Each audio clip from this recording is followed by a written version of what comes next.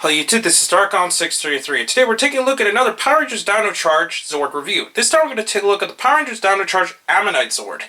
Now this is the standard version of the Ammonite, meaning that it once again was a part of the regular last wave of the Dino Charge mecha, which include the Pagazord as well. So because of that, this Zord was almost just as hard as finding the Pagazord. However, it was a little bit easier since I can understand that a lot of fans may not care for this version of the Zord, or the Zord in general, since it was not featured in Koryuger, besides the fact it's based on the actual Zyudenchi / Guardian Beast, and the fact that it's just kind of a weird overall design. But me personally, I think it's okay, and it's really nice to get a hold of a non-show Zord, since I managed to at least get over with currently released in-show Zords up to this point. Anyways, we're going to take a look at the box, since once again it's a part of the Dino Charge series. It has a standard Dino Charge symbol and so on, and it shows a picture of regular Tyler once again. It shows a picture of the green Ammonite Zord, and shows a CGI design of it, along with some of the other features that you'll see. Anyways, since this is once again a part of the original Zords, he does have a standard, non-holographic and non-fossil version of the Ammonite Charger. Here's the side. And it's pretty much the same exact sound you'll see with the other Ammonite Chargers. However, we're just going to quickly go over it. So, here we go. Dino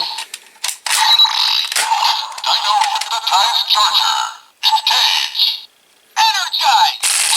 Unleash the power.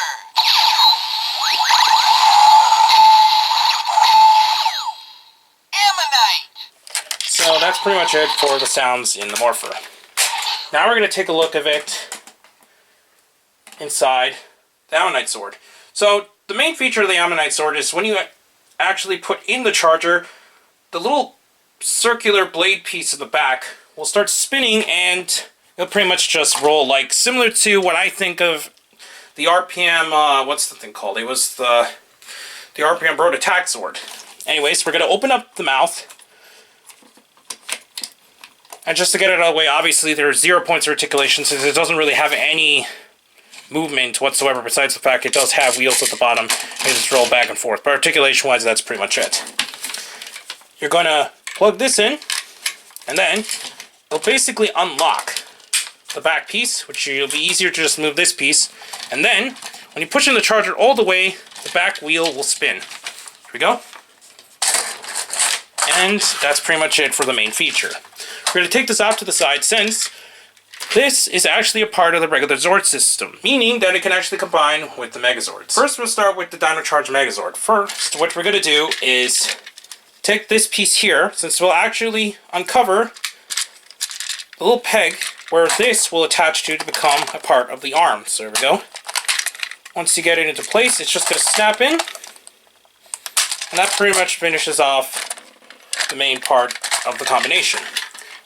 First, we're going to pull this and then push it in. So here we go. I'm going to put up the charger as normal. It's a little hard to do in this one, but here we go. And that's pretty much it. He doesn't have a real hand, and it's really weird looking, but I could see what Bandai America was trying to replicate with this by making it a little bit more unique in this version of the Zord. Next, we're going to move on to the Terra Charge Megazord, and it'll attach the exact same way. And I guess it'll work a little better since he already has the Green Raptor Zord already attached to his arm. So we're just going to move this so we can snap it into place. It can be a little bit tricky with this one, so bear with me here. Here we go.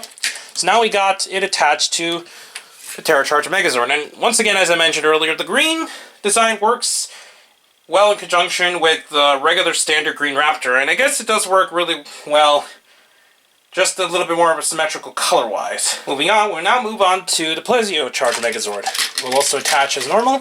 We're just going to take a quick look at how it looks, and, well, I guess it works a little better since his arm was a little bit different compared to the rest, since he uses the giant Plesio Zord arm instead of a standard combination. And to finish it off, we'll now look at the Ammonite Zord attached to the Spinozord combination. So now, it'll just look like this, and once again, I don't know, I just don't really like the design of it as an arm, but personally it works really well as a Zord since it's pretty unique for what it does. Now, it's not understandable that many fans might pass on this due to the fact that it's not a Zord that will be featured on the show, but it's still a pretty cool Zord for what it does, and it's pretty unique for what the gimmick is. Obviously, the gimmick itself is not really the most spectacular in the world, but at least it is a little bit more of an interesting part of people's collections. Now, I do appreciate, at least so far, that Bandai America went out of their way to actually release brand new designs based on the Zords that were not featured in Koryuger, so hopefully maybe one day we'll maybe see all 23 or so Guardian Beasts in Zord form, which will be really nice, but it's understandable why they most likely won't due to how the waves are released. But for those who are fans of just the Bandai America Dino Charge line, I say this is recommended for those who want to have a little bit more uniqueness in their collection and maybe just want to have more Zords, since this line has been one of the best I've seen in the last few years. Anyways, please comment, subscribe, and check out Hirotaku. Also, please check me on Twitter under Darkon633, and please check down the other channels down below. I'll be back with more Power Rangers reviews, but for now, I'll be sending you to bye.